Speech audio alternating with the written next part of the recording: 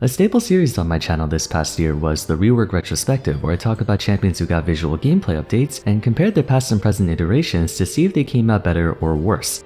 Thankfully, most of the time they do come out better, given that many of them had completely awful designs in the first place, and anything other than that would be an improvement. Public opinion on reworks is also rather positive, enough to where a common sentiment among the player base is for Riot to temporarily halt all new champion releases and go through all the outdated ones first, so that we don't have a game where obsolete kits like Singed are in the same environment as 200 years like Yone. Although I'd be lying if I said League never had its fair share of misses. With several dozens of reworks, big and small, there's bound to be a few bad ones, and that's what I wanted to talk about in this video. Last month you saw the video on toxic metas, where I explored some of the game's worst time periods, and many of you seem to enjoy that. So, as per the suggestion of one of my viewers, let's go through the history of failed reworks in League of Legends.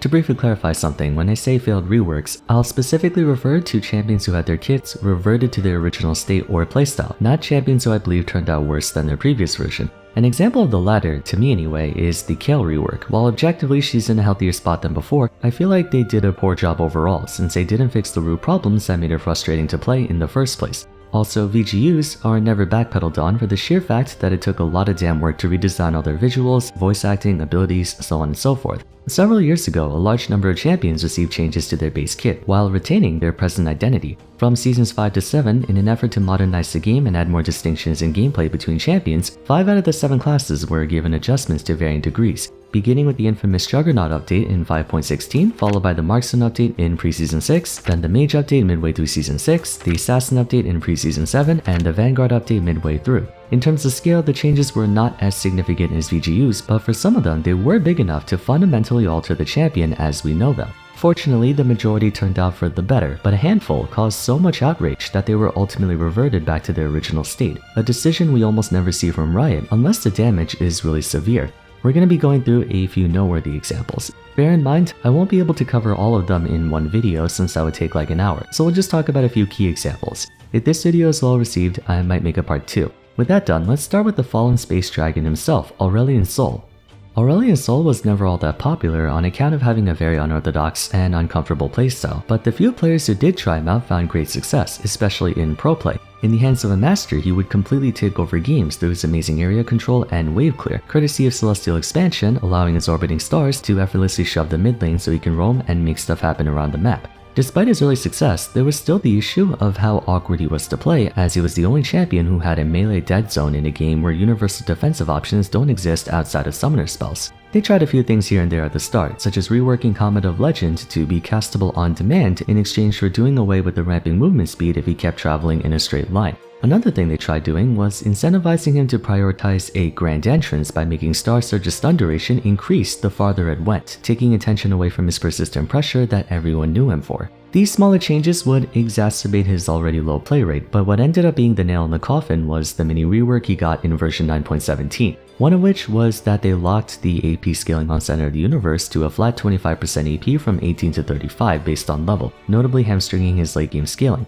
More importantly, they removed his ability to indefinitely maintain Celestial Expansion. Now it was just a temporary buff. For 3 seconds, the stars would expand to the outer limit just like before, but rotate faster, allowing more stars to hit the same target in a shorter period of time, in theory. The idea once again was to nudge Sol away from being a DPS battle mage and more of a burst mage who specialized in frontal engage or short trades. The problem was, his moveset was explicitly designed as a battle mage. That's the whole point of its passive. His win condition was to expand and retract his orbiting stars to exert pressure, just like how Anivia turns on a Glacial Storm to wave clear and control, and then turn it off to conserve mana. Sol could not function as a burst mage because 2 of his 4 active abilities were not good as short trades to begin with. Comet of Legend has amazing distance coverage, but it's slow as hell, nowhere near fast enough for you to surprise opponents, while Star Surge is abysmally weak at point blank range. The appeal of a burst mage is that they have instant on-demand pressure. Sol did not. He slowly chipped away at you through persistent DPS, which they took away by removing the toggle ability on Celestial Expansion. Since then, Sol's been virtually non-existent, eventually prompting Riot to perform what they're now calling a comprehensive gameplay update, the first of its kind. I'm guessing a CGU is like a VGU except without the visuals, so they're essentially doing what they did with the class reworks way back when, keeping their visuals but changing their abilities around. From what we've seen so far, they took away his orbiting stars, so suffice to say, he'll never be the same again. I am looking forward to making his rework retrospective when he finally gets changed though.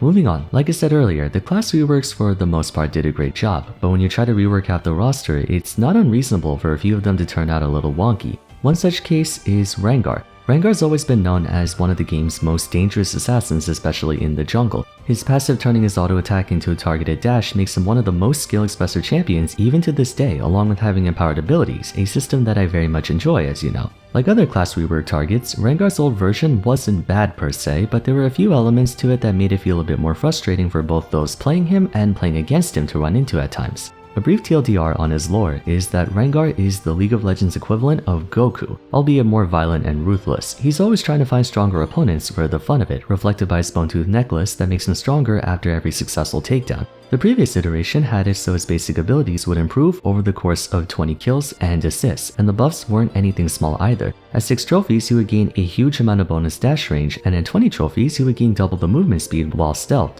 Bear in mind, during that time there was no camouflage. He could literally stand right next to you and be invisible. I can see their attempt to illustrate Rengar's desire to fight a stronger opponent, but ironically, the best way to stack Bone-Tooth Necklace was to repeatedly target the weakest link on the enemy team and kill them over and over again just for stacks. Not really the most accurate depiction of Rengar's personality. On the flip side, Rengar greatly depended on those buffs to function in the mid to late game, so if he fell behind, he was completely useless because all he brought to the table was damage.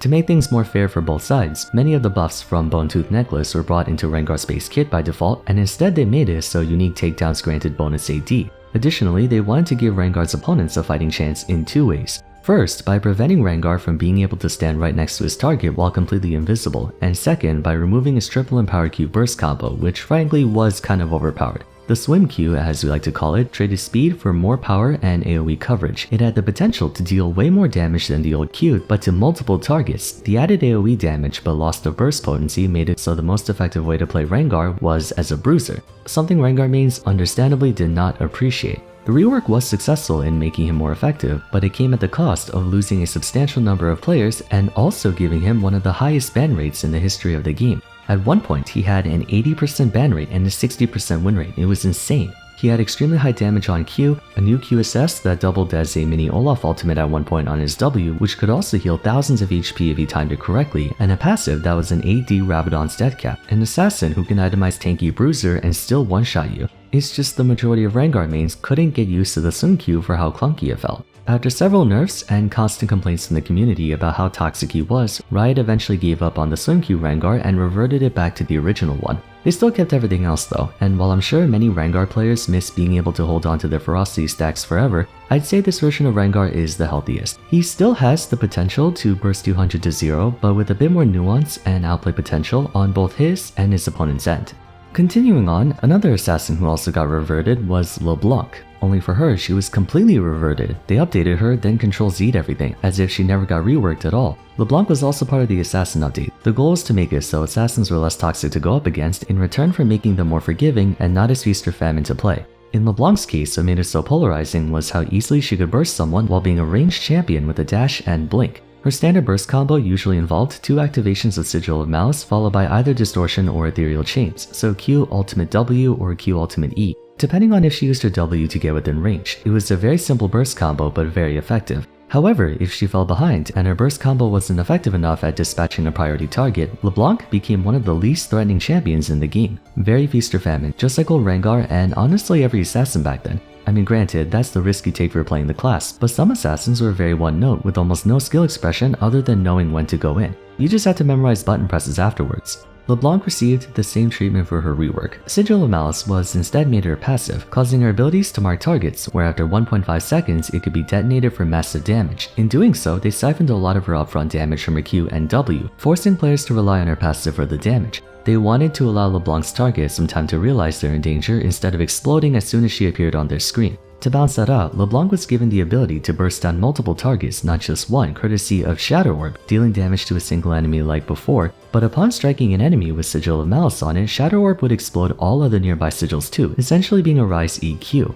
Distortion's new purpose was merely to apply Sigil of Malice, as evident by how it lost almost all of its damage. The new combo was W, then wait for a bit and use Q. In the same fashion as Rengar, the increased capabilities far exceeded the loss of instant burst potential by making LeBlanc one of the best wave clearers in the mid-game, something she used to be awful at, and ironically dumbing her down even more than before. For the most part, her Q and W were purely reserved for wave clear and gap closing. The real burst combo was reduced to just one ability, Ethereal Chains. The 1.5 second delay on the chain route matched the 1.5 second delay on her passive, thus allowing her to achieve a 540 base plus 180% AP burst combo with just one ability, and while they were rooted, she could throw second Ethereal Chains for another 440 base plus 80% AP, enabling her to both lock you down and burst you, since trying to escape from LeBlanc was almost impossible for many champions. All the rework really did was give LeBlanc more options than before. Sure, they made her burst take 1.5 seconds, but they gave her a gold mine's worth of privileges with the mountains on top of them, all while giving her a clone that she could spawn on demand anywhere on the map, so at any time she could jump scare someone with a fake ability cast. Kinda defeats the purpose of introducing a new weakness when you remove all of her existing ones. LeBlanc is probably the only example of a champion in the 13 years League has been around who got completely reverted back to their original state after a full rework. Well, except maybe kog'maw. There's no difference between the LeBlanc we have today and the one from before she was reworked and reverted. That kinda makes me wonder if there are other champions who players wish were back to their old selves and that would actually be better for the game. Okay, by this point you may be wondering why I haven't gone over the elephant in the room, aka the man who got reworked a dozen times and is still dysfunctional, Rice. I think I'm gonna save all of that for his rework retrospective. Trying to cover all iterations of him would take far too long in this video, and it would make more sense if I just made a dedicated segment on him, so we'll skip him for now. But I do promise to make a video on him in the near future. Anyways, we're running kind of long, but I want to go over two smaller examples of failed reworks before we wrap things up. First being kog'maw. Kog'maw's an interesting one. All they really did for him was change one ability, Bio-Arcane Barrage, decreasing the bonus max health on hit damage but granting him 100% bonus attack speed on cast and doubling the attack speed cap to 5.0, making him the first champion in history to exceed the 2.5 attack speed cap before Lethal Tempo and Bel'Veth came along. The premise of this was simple. They wanted a hypercarry DPS marksman who can apply on-hit effects so rapidly that he shreds everyone to pieces. Except, in order to do so, kog'maw has to stand completely still. It's physically impossible to kite without losing DPS on him, that includes scripting. It's just not feasible because of physics. kog'maw had an extensive history as the Protect the ADC to end all Protect the ADCs. If his team ensured his safety, he would single-handedly provide all of the damage for his team. So Riot doubled down on that by making him even more reliant on team support in exchange for more DPS. The thing is, in League, DPS has diminishing returns. Past a certain point, more damage doesn't really do anything for you since towards the mid to late game, teamfights are decided less by how strong you are and more by positioning and coordination. The enemy Veigar is no more threatening at 2000 AP than he is at 1000 if you chain CC him, for example, or Nasus can have 2000 stacks and still get shredded to pieces by Vayne. kog'maw gaining 5.0 attack speed sounded cool on paper, but in practice he wasn't struggling to deal damage. All this did was make him more vulnerable, so they ultimately brought him back to normal. It was a fun experiment though. The few times it worked out for him made for some fun montages.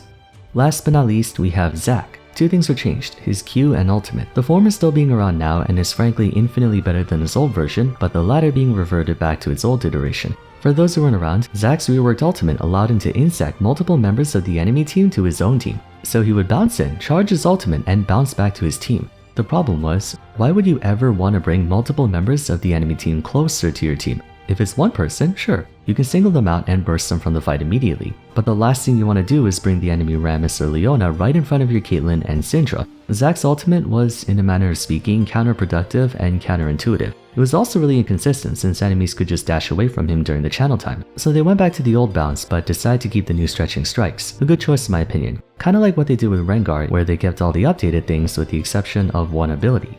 So there you have it. Depending on who you ask, some of these failed reworks may be held up for debate. Rengar and Zac did turn out differently after all was said and done, even if they had one ability go back to how it was before, so it's questionable as to if they were genuinely failures to begin with. Regardless, I had a fun time making this video. Not gonna lie though, I kinda missed the Ulsum Q on Rengar. I actually liked it a lot, but I do understand why many didn't. With that said, that's gonna be it for today. Once again, I'll make a more focused video on Rise, so stay tuned for that. If you enjoyed the video, please be sure to leave a like and subscribe, really helps out the channel. Also consider following me on Twitter at Vars, join my Discord server, and check out my Toxic Metas video if you haven't yet. But till next time, thanks so much for watching, and hopefully I'll see you again soon. Take care.